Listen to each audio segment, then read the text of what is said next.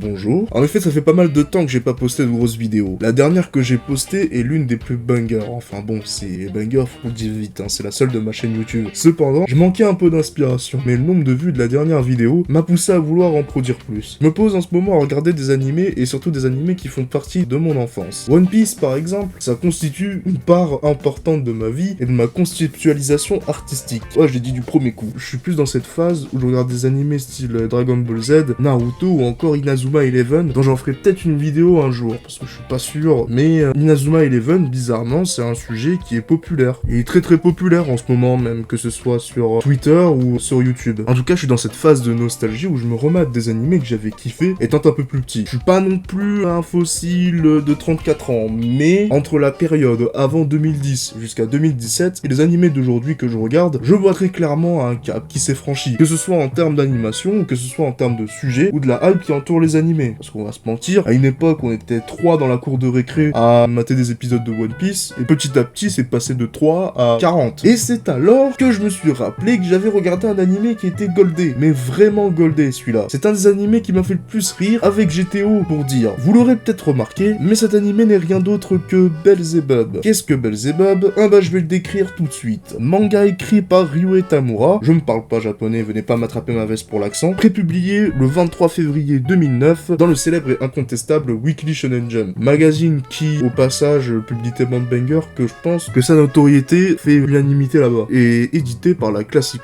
Shueisha au Japon, celle qui édite presque tous les shonen populaires qu'on connaît. Il sera publié en 2014 dans ce même magazine et apparaîtra en France aux éditions Kazé en 2011. Le manga est vachement intéressant, je ne l'ai pas lu en entier, j'ai regardé que quelques tomes, et ce manga fait partie des mangas que tu peux trouver dans le CDI de ton collège, parce que Belzebub à l'époque, c'était un peu partout, que ce soit dans les CDI ou que ce soit dans les médiathèques. Pour en revenir à l'animé, je vais plutôt parler de celui-ci. L'adaptation animée a été diffusée en 2011 et en 2014 également à la télé, compte 60 épisodes, et raconte les aventures de la première partie du manga. Alors plutôt que de faire mon taf et d'écrire un synopsis complet de la série, je vais tout simplement avoir la flemme et te lire la description Wikipédia, parce que c'est ce que je fais depuis tout à l'heure en fait. C'est de la flemmardise, oui, mais de la flemmardise honnête et assumée. Tatsumi Oga est un délinquant et étudiant au lycée Ishiyama. Il est surnommé l'ogre tueur ou Oga le fou furieux par les autres élèves. Un jour, il voit un homme flottant sur un fleuve et décide de le ramener à la rive, et à sa grande surprise, le corps de cet homme s'ouvre en deux. En sort un bébé aux cheveux verts qui se trouve être le fils du roi des démons, Kaiser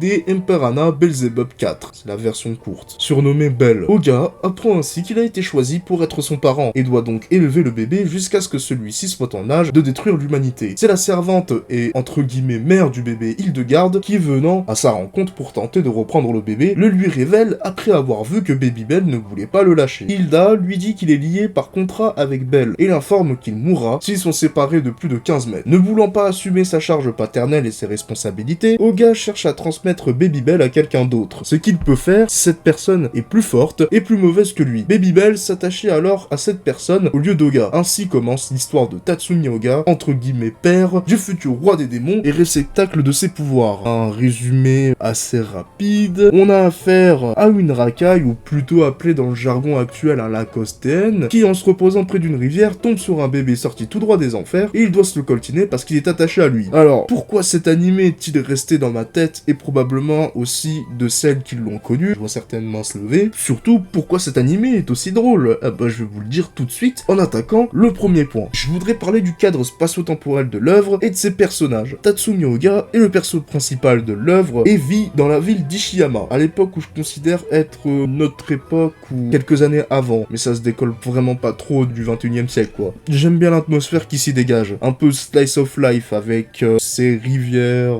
ses parcs, ambiance un peu parc, lycée, magasin, bref, une ville classique au Japon. Parlons du lycée Ishiyama qui lui est un peu plus particulier. C'est l'un, si ce n'est le pire lycée du Japon, peuplé uniquement de racailles toutes plus folles les uns que les autres. Par exemple, il y en avait qui se ramenaient en cours avec des tronçonneuses et des perceuses, et il y en a même un, il était au lycée, il avait genre 40 ans, il se ramenait en Porsche Cayenne. À part dans un lycée pro, dans une banlieue du fin fond du 9-3, j'ai rarement vu des gens déambuler dans l'école avec des armes en main et arriver au lycée pour le cours de maths en Porsche Cayenne. Le personnage de Tatsumi Oga est dépeint comme un personnage puissant, surnommé le fou furieux. Étant en seconde du lycée Ishiyama, il terrorise le bahut avec sa force et sa cruauté sans précédent. Il est accompagné de son ami Furuichi, qui lui est à l'inverse, un trouillard faible, qui cesse de geindre tout au long de l'animé. Il arrive même pas à serrer une meuf alors que c'est son objectif principal, mais bon, c'est pas grave. Lors de la rencontre avec le bébé, Oga tente tout de suite de se débarrasser de lui en vain. Ce n'est que plus tard dans l'animé qu'il se rendra compte que Babybel n'est rien d'autre que le fils du diable, et qu'il a été envoyé sur Terre par Satan en personne pour détruire l'humanité. La relation entre Babybel et Oga va changer tout au long de l'animé, et un lien progressif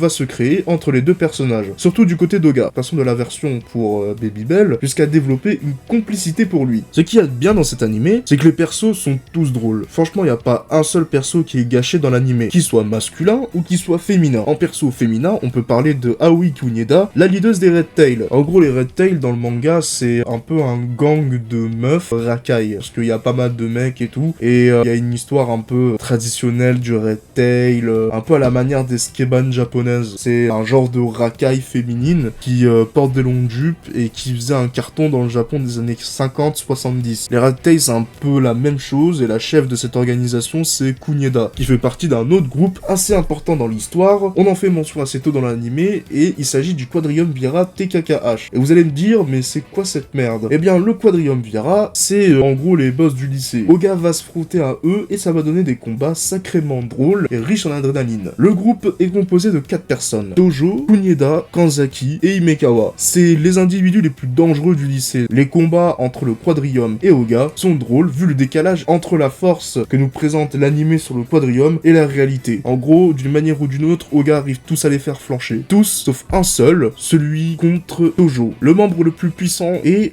le plus malveillant du Quadrium Vira. C'est un monstre de puissance, il a une force physique herculéenne, et en plus de ça, il ne retient pas ses coups avec une puissance et une panache à déchirer des murs. Bon, j'avais pas vraiment d'inspi pour celle-là, mais je la mets comme ça. Je m'étale un peu sur les personnages, mais ce que je veux dire, c'est que les personnages dans Belzebub sont tous marrants, et que j'ai jamais autant ri en regardant un animé que celui-ci. En gros, c'est un peu comme si t'avais tous les mecs marrants de ta classe, et que tu les mets tous dans une seule et même école. En vrai, il y a quelque chose qui arrive à alimenter les personnages et à les rendre très intéressants, c'est le scénario, ou plutôt la structure de l'animé. Au niveau des scénarios, comme je l'ai dit précédemment, l'animé fait 60 épisodes, avec l'arc du Quadrium Vira, l'arc Saint Ishiyama, qui était mon préféré, l'arc des piliers de Behemoth, et il y en a d'autres arcs, mais j'ai plus vraiment le souvenir de comment ils s'articulent et de combien il y en a. Parce que la dernière fois que j'ai regardé cet animé, j'étais genre au collège ou un truc comme ça, donc je suis sacrément rouillé, ça commence à dater d'assez longtemps. Parlons aussi des épisodes filler dans Belzebub, ils sont pas nuls à chier. Parce que je me disais, puisque c'était un épisode filler, que ça allait ralentir l'histoire principale et l'intrigue, mais les épisodes filler dans Belzebub, ce qu'il y a de bien avec eux, c'est que ça ne s'arrache pas vraiment du contexte de base de la série. Parce que contrairement à Naruto ou à One Piece, Oga à la base c'est pas